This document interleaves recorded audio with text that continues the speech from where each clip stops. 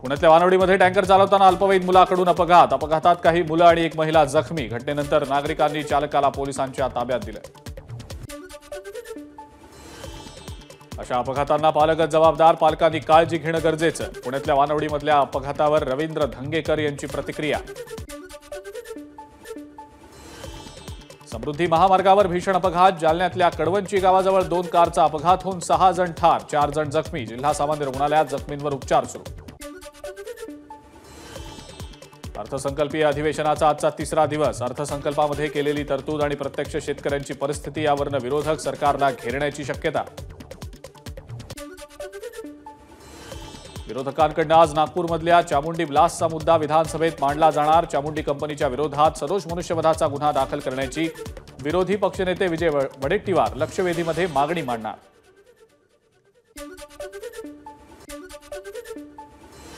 विधानसभा निवडणूक डोळ्यासमोर ठेवून अर्थसंकल्प मांडला, प्रत्यक्षात येणार नाहीत अशा गोष्टी या अर्थसंकल्पात आहेत। शरद पवारांची प्रतिक्रिया। विधानसभेचे निकालही लोकसभेसारखेच दिसतील। मोदींनी 18 सभा घेतल्या, 14 जागी पराभव झाला। जिथं जिथं मोदींच्या सभा झाल्या तिथे तिथे महाविकास आघाडीचा विजय होणार। शरद पवारांचा हल्लाबोल। काँग्रेसमुक्त घोषणेचा मोदींना अधिकार नाही। नितीश नायडू नसते तर मोदींचं सरकारही नसतं। शरद पवारांची मोदींवर टीका। अजित पवार गटाचे प्रदेश उपाध्यक्ष AY पाटील यांनी शरद पवारांची घेतली भेट। लवकरच शरद पवार गटामध्ये प्रवेश करणार असल्याची माहिती। निवडणुका डोळ्यासमोर ठेवून सरकारनं अर्थसंकल्पामध्ये घोषणा केल्या, घोषणांची अंमलबजावणी करणं सरकारकडनं अशक्य। रोहिणी खडसेंची प्रतिक्रिया। अजित पवारांनी आज बोलावली आहे राष्ट्रवादी काँग्रेसच्या कोअर कमिटीची बैठक। देवगिरी बंगल्यावर संध्याकाळी 6 वाजता बैठकीचं आयोजन। सध्या पक्षाकडे 25 जणांनी विधान परिषदेच्या उमेदवारीसाठी अर्ज केल्याची माहिती।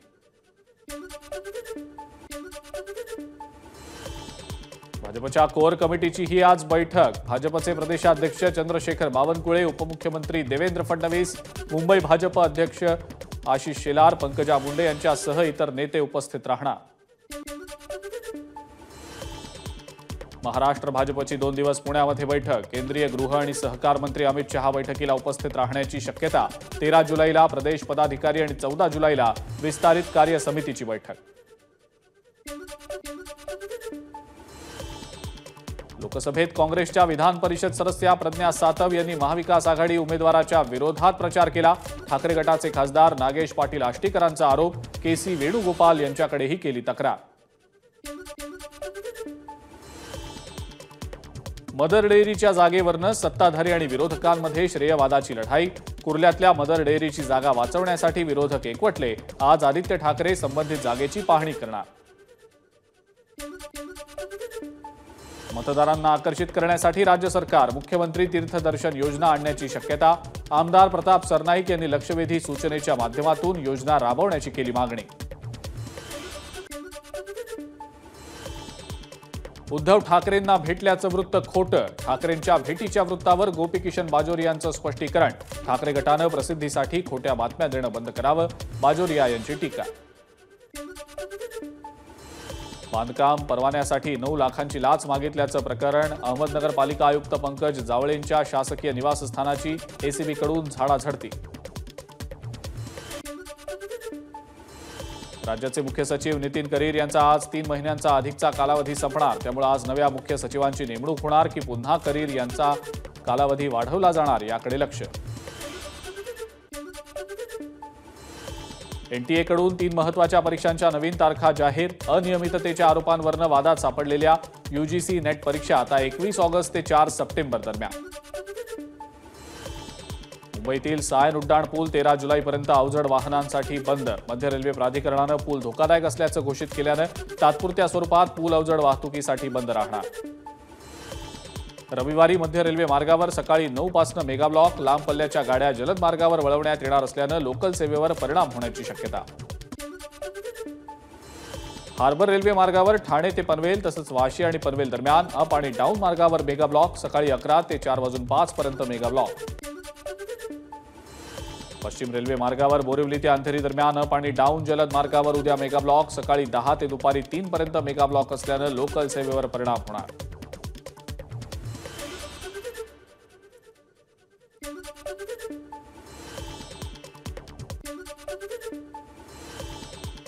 हायकोर्टानं फटकारल्यानंतर मुंबईमध्ये फेरीवाल्यांच्या विरोधात पालिकेकडून धडक कारवाईला सुरुवात. महत्त्वाच्या 20 ठिकाणांवरनं पालिकेकडून पथकं तैनात.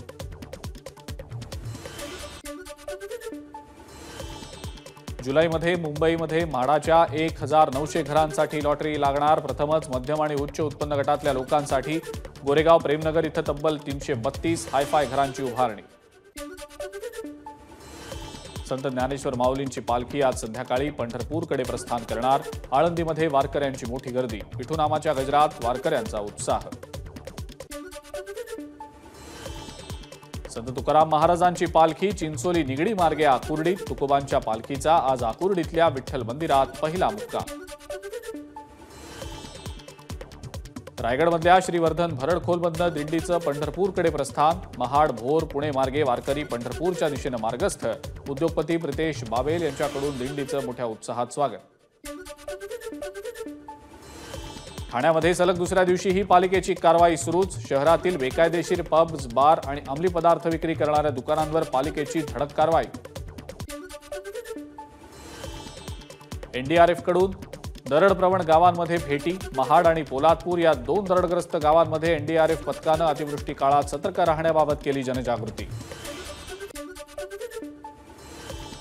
ध्वनी प्रदूषण करणाऱ्या कर्कश हॉर्न्स आणि सायलेन्सरवर मुंबई पोलिसांकडून कठोर कारवाई. जप्त केलेले हॉर्न आणि सायलेन्सर पोलिसांकडून प्रतिकात्मकरित्या जप्त. मुंबई गोवा महामार्गावर प्रवाशांचा जीवघेणा प्रवास. पहिल्याच पावसात महामार्गावर पाणी साचल्यानं वाहनधारक त्रस्त. मनसेनं पुन्हा दिला आंदोलनाचा इशारा. राज्यामध्ये पुढचे 5 दिवस मुसळधार पावसाचा अंदाज. सिंधुदुर्ग, रत्नागिरी, रायगड आणि ठाणे आणि त्याबरोबरच पालघरमध्ये मुसळधार पावसाची शक्यता. मुंबईमध्ये दमदार पावसाची हजेरी. पावसामुळे मुंबईकर सुखावला. पुढचे 2 दिवस मुसळधार पावसाचा हवामान विभागानं वर्तवला अंदाज. 4 दिवसांच्या विश्रांतीनंतर वाशिम जिल्ह्यामध्ये रात्रीपासून अनेक भागात विजेच्या कडकडाटासह पावसाची हजेरी. पावसामुळे खरीप पिकांना जीवदान मिळणार.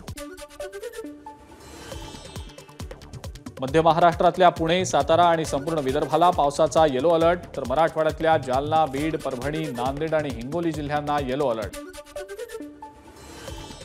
पावसानं दडी मारल्यानं भंडाऱ्यात भात नर्सरी वाचवण्यासाठी शेतकऱ्याची धडपड. साकोलीतल्या बोद्रा गावातल्या शेतकऱ्याचा टँकरनं भात नर्सरीला करत पाणी पुरवठा. कोळी समाजाला जात वैधता प्रमाणपत्र मिळावं या मागणीसाठी जळगावात आंदोलन. आमदार हामशा पाडवी, मंजुळा गावित, सुनील भुसारा यांच्या प्रतिमेवर चिखलफेक करत केलं आंदोलन.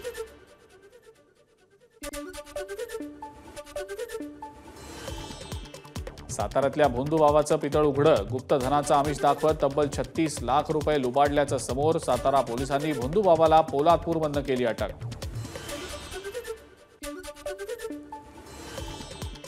चंद्रपूर नागपूर महामार्गावर अपघात. रस्त्याच्या बाजूला उभ्या असलेल्या ट्रकच्या धडकेत सुरेंद्र चौहान या रेल्वे कर्मचाऱ्याचा मृत्यू तर 2 जण गंभीर जखमी. मुंबई पुणे एक्सप्रेसवेवर पुण्याहून मुंबईच्या दिशेनं जात असणाऱ्या बोलेरो पिकअप गाडीचा अपघात. चालकाचं नियंत्रण सुटल्यानं गाडी उलटल्याची घटना. 15 प्रवासी गंभीर जखमी. सांगलीतल्या एका युवा पैलवानाची गळफास घेऊन आत्महत्या. खानापूर तालुक्यातली घटना. सूरज निकम असं पैलवानाचं नाव. त्यानं कुमार महाराष्ट्र केसरीचा मिळवला होता बहुमान. बारामतीमधल्या निंबू तिथल्या गोळीबारातील जखमी रणजित निंबाळकर यांचा उपचारादरम्यान मृत्यू. शर्यतीच्या बैलाच्या व्यवहारातनं झाला होता गोळीबार. अकोल्यामध्ये 100 आणि 50 रुपयांच्या खोट्या नोटा चलनात. मुक्तिजापूरमध्ये धक्कादायक प्रकार उघडकीला. नोटांची खात्री करूनच व्यवहार करण्याचं आवाहन. नाशिकच्या येवल्यामध्ये घरफोडी करणारी टोळी गजाआड. येवला तालुका पोलिसांनी केली धडक कारवाई. अहमदनगरमध्ये दरोडेखोरांना पोलिसांकडून अटक। बेलापूर मार्गावर दरोडा टाकण्याआधी सापळा रचत गुन्हे शाखेची कारवाई। दरोडा टाकण्यासाठी लागणारं शस्त्र देखील जप्त। भंडाऱ्यात वाळूची अवैध वाहतूक करणाऱ्या 7 टिप्परवर कारवाई। यात 1,28,00,000चा मुद्देमाल जप्त। मोहाडीतल्या निलज बुजुर्ग इथं कारवाई।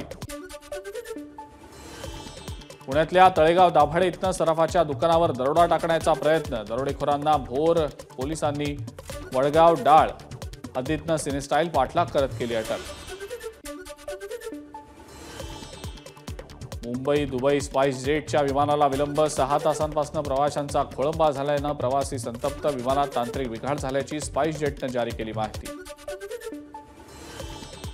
पावसामुळे ग्रेटर नोएडामध्ये बांधकामाधीन घराची भिंत कोसळली। 3 मुलांचा मृत्यू, 3 जणांवर उपचार सुरू। सूरजपूर पोलीस स्टेशन हद्दीतल्या खोडना गावातली घटना। येत्या 8 आणि 9 जुलैला पंतप्रधान मोदींचा रशिया दौरा, तर 9 आणि 10 जुलैला मोदी ऑस्ट्रेलिया दौऱ्यावर जाणार।